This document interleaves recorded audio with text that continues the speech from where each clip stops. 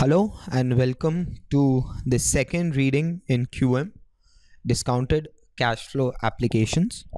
I'll take the first 2-3 minutes to explain to you the flow of the reading, the depth at which we'll cover the respective topics, and how to actually master this reading. So the way I've structured this reading is in two parts.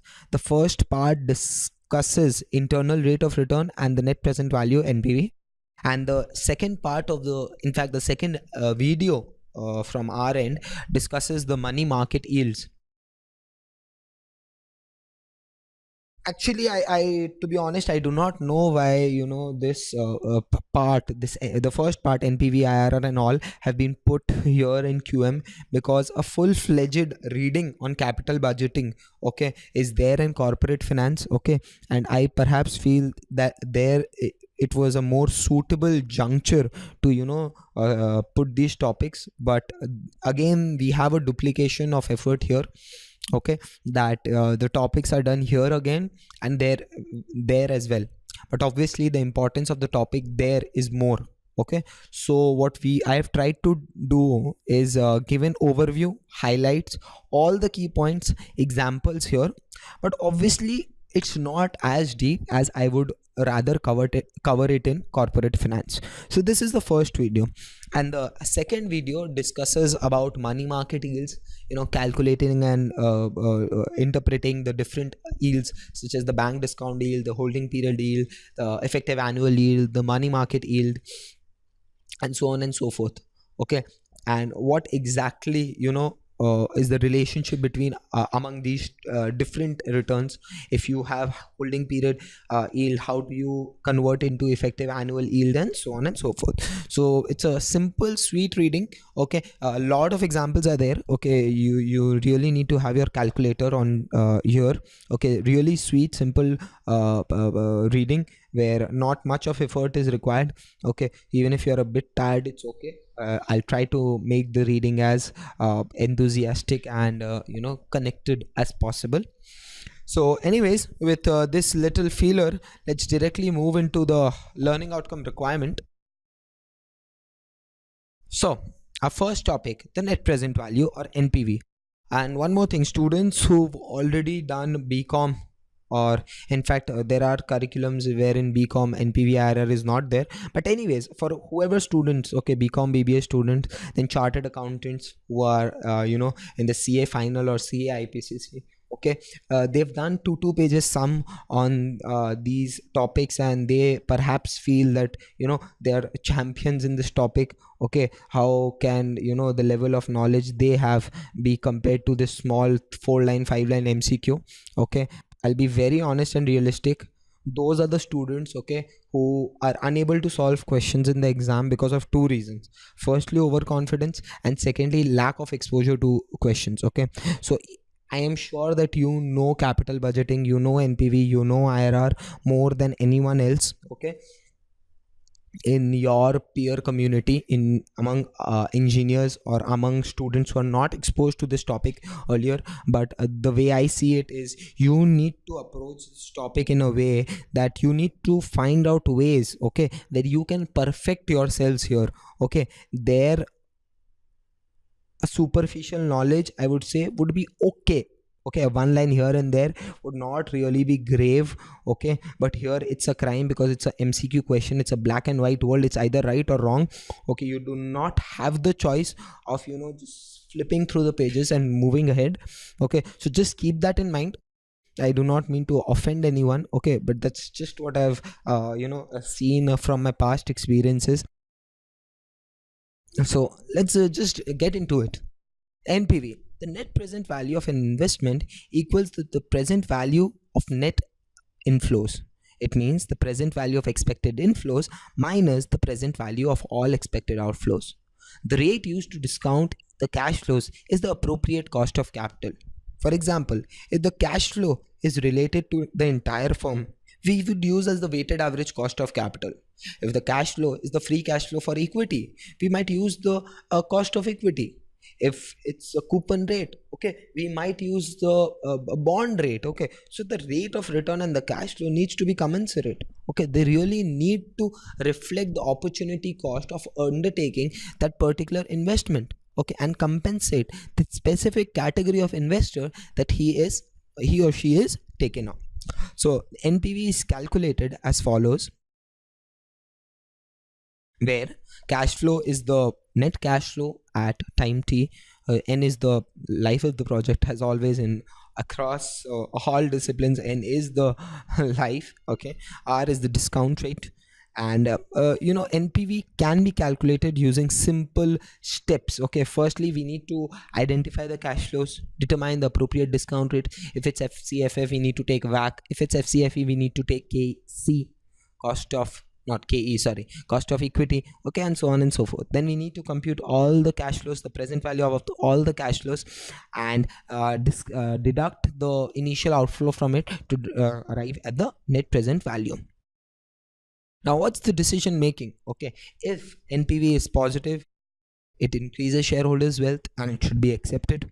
If NPV is negative, it decreases shareholders wealth and we should reject such a project. Because if I am investing $100,000 in a project and my net present value is minus $10,000, what does it exactly mean? It means that I invested $10,000 and the present value of all future benefits that I am receiving is $90,000.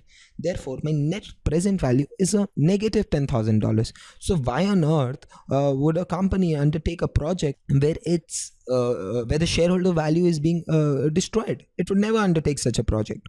But the problem here lies in, okay, this, the estimation of this cash flow.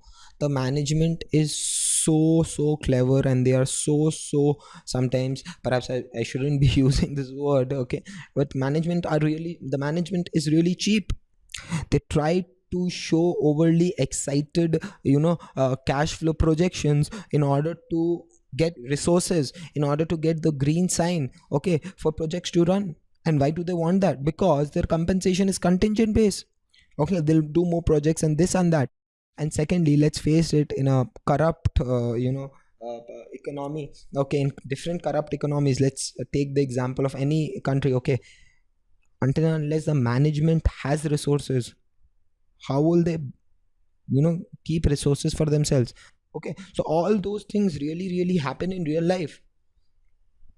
Okay, and it's harsh, but it's the harsh reality. It's wrong, but it is the truth. Okay, so it really does happen. Okay, so these things really need to be taken care of. Okay, so the estimation of those project cash flows is really difficult. Okay, in capital budgeting we'll see how those cash flows are projected, but again, that's theory. Okay, in real life, arriving at each and every number, okay, is really difficult. In an exam based environment, it's very difficult for an exam to be such that it can test all those skills, okay, but it cannot. But here we are responsible to understand these topics in full theory, so that when we go out in the real world, when you go out in the real world, you are the corporate finance manager for Reliance, you are the corporate finance manager for Tata, okay, you need to tell whether a particular acquisition, okay, is positive or not, whether or not it creates shareholders wealth.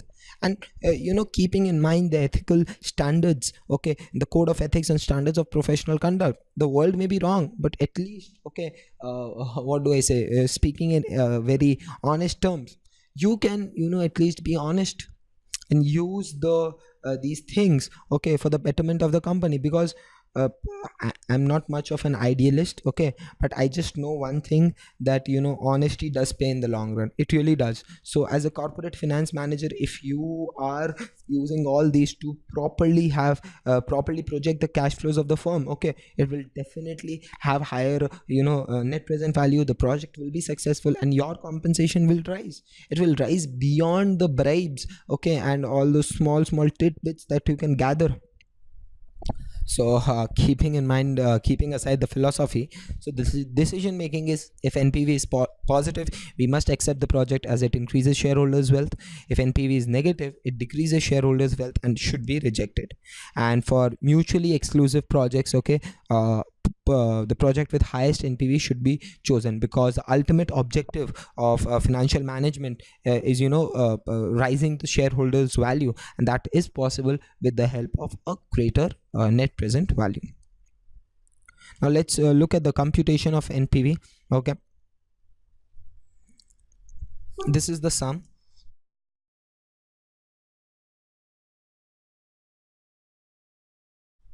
So calculate the NPV of an investment project with an initial cost of 10 million. So this 10 million is our outflow, correct?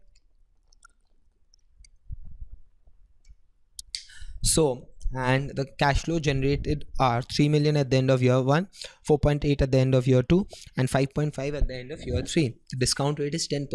So in real life, coming out with this 10 million is easy, because that's the money you require, right? It's 3, 4.8, 5.5 is really difficult.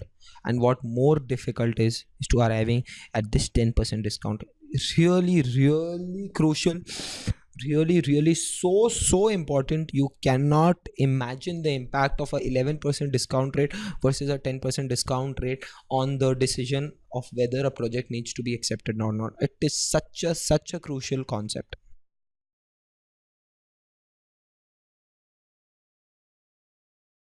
Moving ahead, so this is how NPV is calculated, but obviously you need to not do these calculations. Our calculator is equipped enough to handle these calculations, and I'll be teaching you how to use the cash flow mode in the calculator. So firstly, clear the calculator. Okay, then press the cash flow button in the second button on the second row. Okay, make sure then cash flow second CEC. So all the cash flows, if there were any, have been cleared. Now cash flow at point 0, you need $10 million as the investment. Okay, so put 10, then minus, then enter, and then the down arrow. Now it's coming 0, 1, that means cash flow 1. So you need you are expecting a cash flow of $3 million. So 3, enter, down arrow. The frequency 1, I'll tell you the use of this frequency, okay, later on. Okay, right now it's not needed, so I would not want to confuse you. Down, cash flow 2 is 4.8. You press 4.8, then enter, then down arrow. Then F42, again I'll tell you the use of this frequency later. Now 5.5, enter, down arrow, down arrow. Now compute CPT NPV. What they're asking you, something known as an I is the discount rate. Press 10, press enter, press the down arrow, and then again you'll see NPV equal to 000 on the screen. Now press CPT, that is compute. You get 0.82645. This is your NPV. I've tried to list down all the steps. Okay, I have spoken the steps that need to be done. Okay, so please, okay, if you've missed out anything, replay the video. I would not be able to repeat it. It's a really simple concept. We need to cover a lot of things. I'll move fast. Okay, and if there's anything that you did not understand, go back and just look at the video. But I think I've maintained a decent enough slow speed and given all the keystrokes, the explanation and everything on the calculator, on the screen, sorry, that represents the calculator. We now come up with the internal rate of return. The internal rate of return of a project is the discount rate that equates the project's NPV to 0. Effectively, it is the discount rate that equates the present value of inflows to the present value of outflows. Calculating IRR only requires forecasts of the cash flows in the future, and there is no need for externally generated market data to determine the appropriate discount rates. So if we talk in the previous examples terms, we do not need the 10% discount rate. An important thing to remember is that regarding IRR is that it assumes that all cash flows are reinvested at IRR. This is a topic that we'll deal in much detail in capital budgeting in corporate finance, but for now this is enough. Okay, so now you, beside the NPV button, you see an IRR button, right? So CPT IRR, and again press CPT. Okay, the previous example only, you're getting something as 14.20, 14.21. Okay, this is the IRR, okay, of the project. What it means that if you are investing money in the project, okay, the rate of return hidden in the project is a 14.20%. So if there are opportunities in the market available for 10-11%, okay, and this project is generating 14%, okay, then you really must do this project. And there we come at the decision making of IRR. If IRR exceeds the required rate of return, the project should be accepted. Okay, so if the minimum required rate of return is 11%, or if other investment avenues provide 10%, 11%, and this project is providing 14%, we must accept the project. However, if IRR is lower than those rates, we must reject the project. Similarly, we did calculate IRR in the previous illustration, and I took that help to explain you the concept with respect to its decision making. This is again, the calculator strokes, okay, to compute IRR. I have listed it down, okay, for you. If you've not understood it, please go through it and satisfy yourself.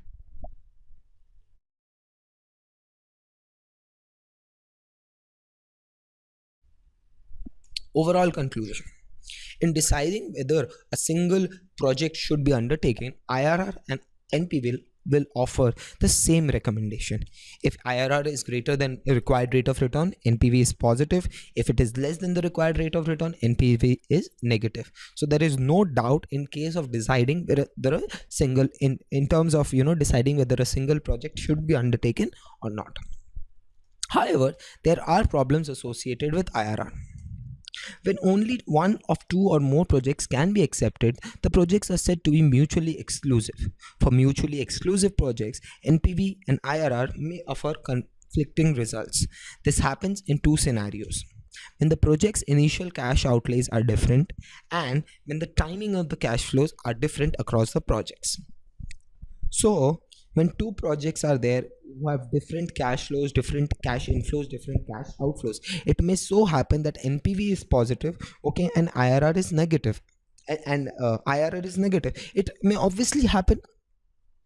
For example, in the previous sum, okay, if you try and put the cash flow 3 as 2 million, okay, instead of 5.5, okay, if my memory is right, it was 5.5, right? If you put it as 2 million, okay, and compute this IRR would come to be minus 1%.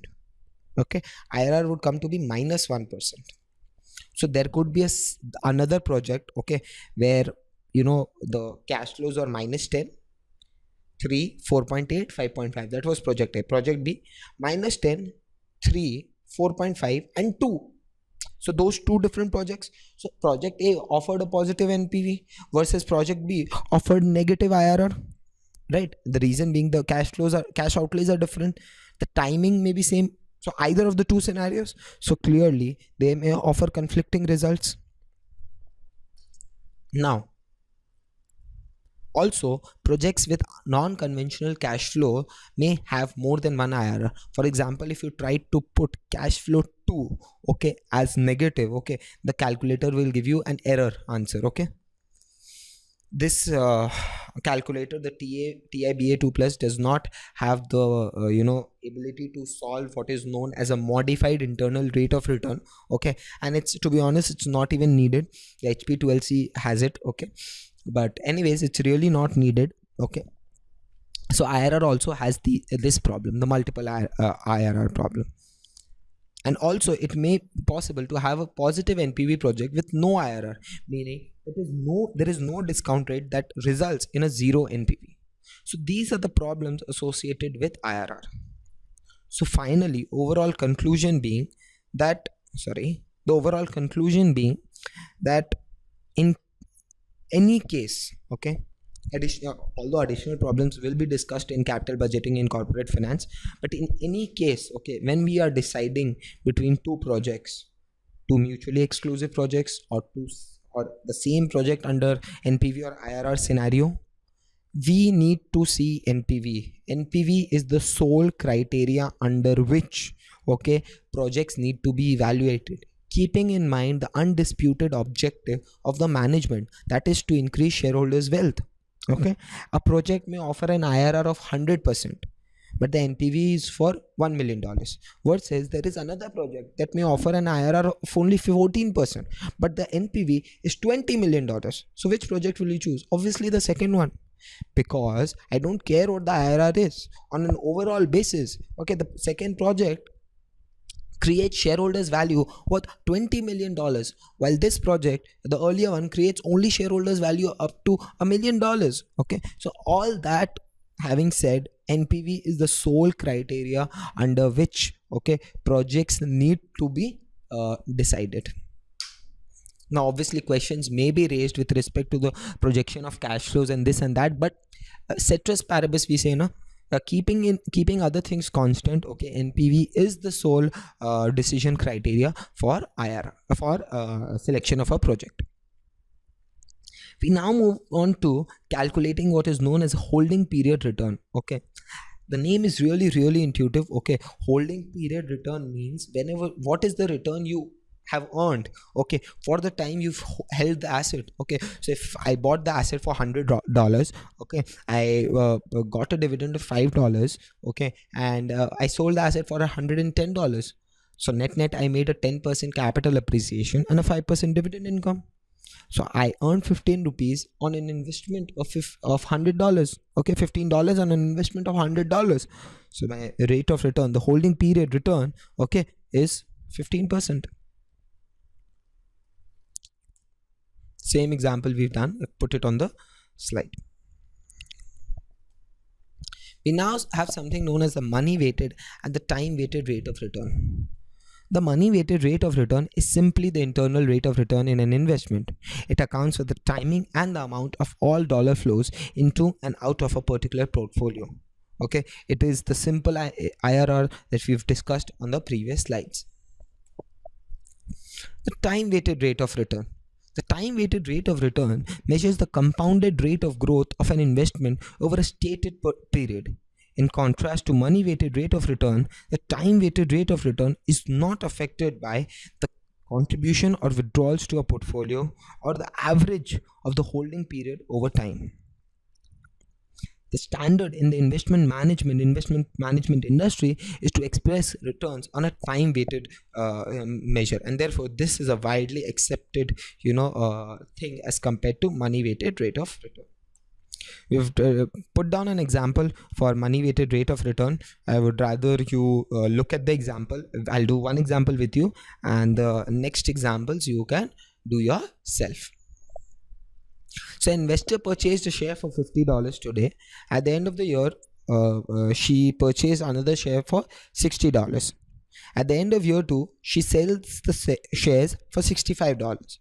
At the end of each year in the holding period, she also receives $1 per share as dividend. What is her time weighted rate of return? So what they are trying to say is,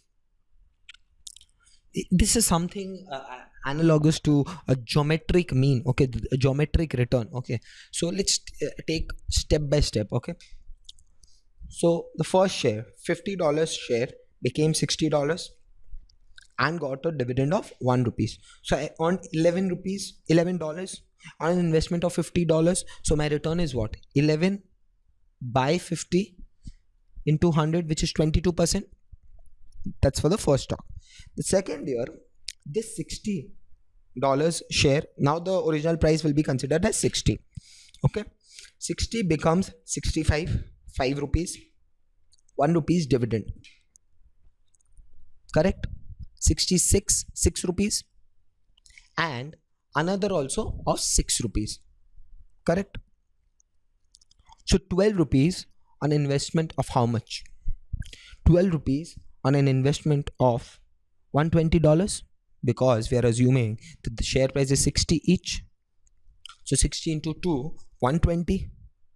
So 12 rupees on an investment of 12 rupees on an investment of $120, that is 10%.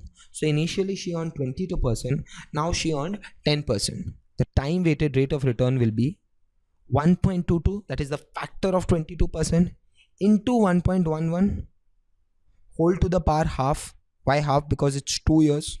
Okay, had it been 3 years, it would have been 1/3. Had it been 4 years, it would have been 1/4. Had it been 10 years, it would have been 1/10.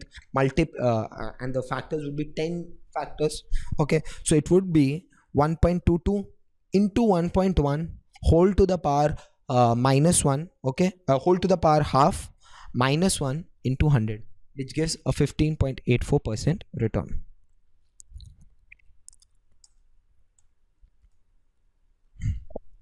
This is the first part, and the final step, okay, is this. Although this is something that is mentioned in the core reading, so I've put it, okay, but if you heard my analysis of the question and solving, I never used all these. Okay, 50 became 60, 10 rupees, 1 rupees, 11 rupees on a base of 50, 22% return. Then 60 became 65 and 1, 66, 60 became 66 rupees, 2 shares, 12 rupees, $12, investment of how much? $120, because 60, now the price is 60 into 2, 120, 12 on a base of 120, 10%, 1.22 into 1.1 to the power half. Why half? Because two factors are multiplied, -1 into 100. So this is how time weighted rate of return is calculated. This slide is really important from an MCQ point of view, and I'd want you to spend a couple of minutes on this slide and be really on top of it. I'd not read this slide, okay, it's for you, so I'd want you to read this slide and just be on top of it for the exam. This is all for this this part of this reading. I'll meet you in another reading, okay, and another part of this reading, which will discuss the different types of yields, okay, and then we'll take it ahead from there. Thank you. Bye bye. This is Akash signing off.